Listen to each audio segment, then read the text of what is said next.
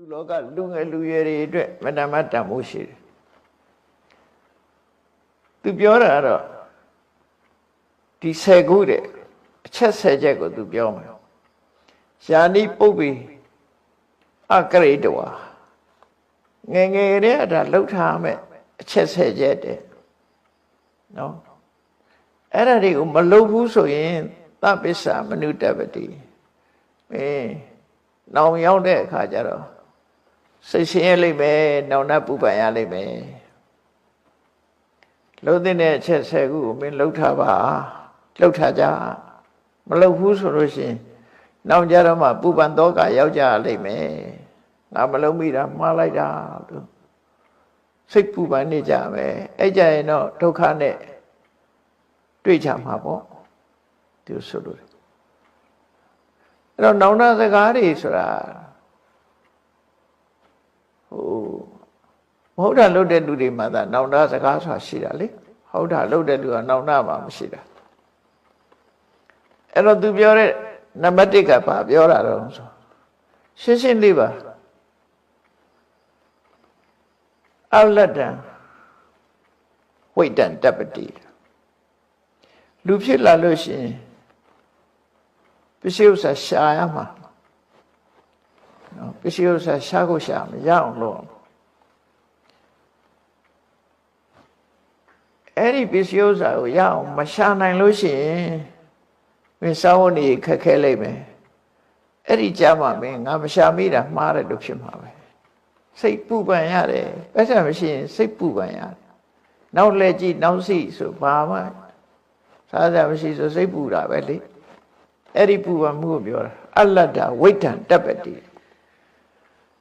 ပစ္စည်းဥစ္စာဆိုတော့ရအောင်ရှာမယ်မင်းမရဘူးဆိုရင်စိတ်ပူရမှာပဲအဲ့ဒါဘာလို့ဆို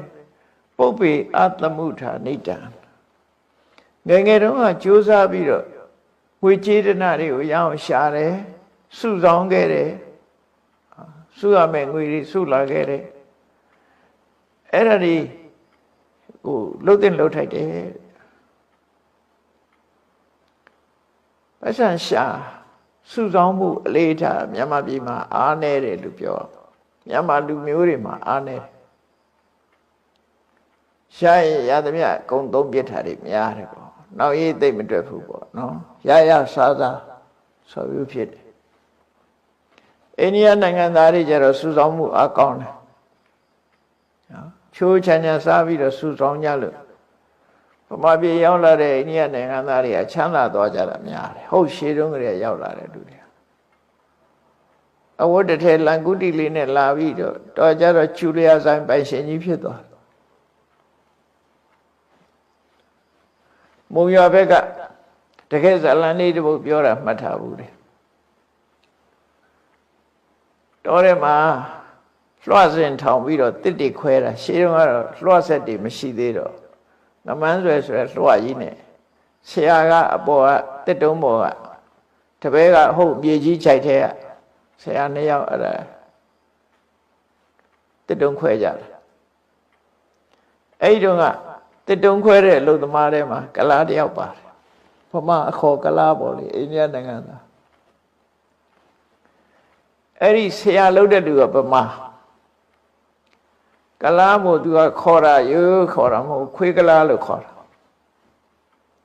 သူ့လို့တမဟိုခွေးကလားလာဆွဲနဲ့အဲ့လိုခေါ်တာအဲ့လိုနဲ့ဆရာတော်ပဲလောက်ကင်စားတော့သွားကြပြီးတော့10နှစ်လောက်ကြာတဲ့အခါကျတော့ခွေးကလားနဲ့မတွေ့တာ10နှစ်လောက်ကြာသွားတာအဲ့ဒီလွှတ်ဆရာကြီးက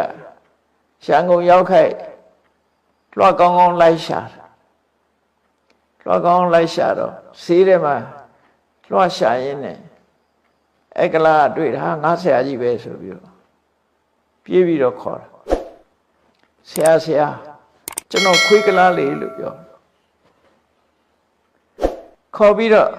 ရှာပါရှာတာတော့ဆိုငါလွှတ်ကောင်းကောင်းလို့ခြင်းလို့လာလိုက်ခဲ့ကျွန်တော်ဆိုင်မှာရှိတယ်ဆိုသူကဆိုင်ကြီးနဲ့ဆိုင်ပိုင်ရှင်ဖြစ်နေပြီဆိုင်ပိုင်ရှင်ဖြစ်နေပြီဟိုလွှတ်သမားကြီးကလွှတ်ဆွဲတော့မယ်ရှိရှဲလို့တော့မယ်ဟိုလူကအလုံသမားကတောင်ဆိုင်ပိုင်ရှင်ဖြစ်ပြီးတော့သူ့ဆိုင်ကလွှတ်တောင်လက်ဆောင်ပေးလိုက်သေးတယ်တဲ့ကဲ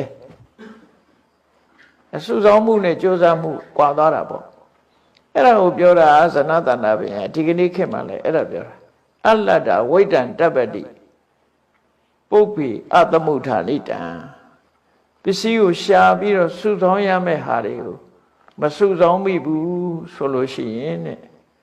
နပုပ္ပိဒနမေသိတံဣတိပစ္ဆာနုတ္တပတိငါငယ်ငယ်တုန်းကရရတဲ့နဲ့ဖြုံးပစ်ခဲ့တယ်ငါငယ်ငယ်တုန်းကနော်ကြိုးစားပြီးတော့မရှာခဲ့ဘူးမစုခဲ့ဘူးဒါကြောင့်မို့အသက်ကြီးတော့စားစရာမရှိတော့ဘူးဆိုပြီးတော့ပြန်ပြီးတော့စိတ်တော့ကရောက်ရတယ်စုတဲ့လူတွေကတထေးဖြစ်ကုန်ပြီ तू ကတထေးပဲဖြစ်တော့အဲ့ဒါကိုပြောတာအမှန်ဒါလူလောကမှာတကယ်လို့ရမယ့်ကိစ္စတွေပဲလား